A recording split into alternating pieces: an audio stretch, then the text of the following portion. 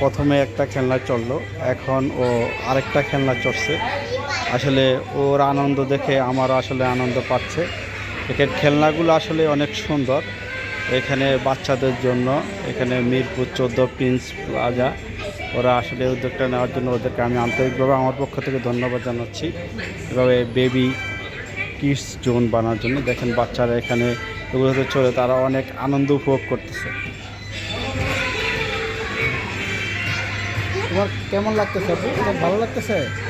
তোমার কেমন লাগতেছে? এদিকে তাকাও। এই কেমন লাগতেছে? ভালো লাগতেছে?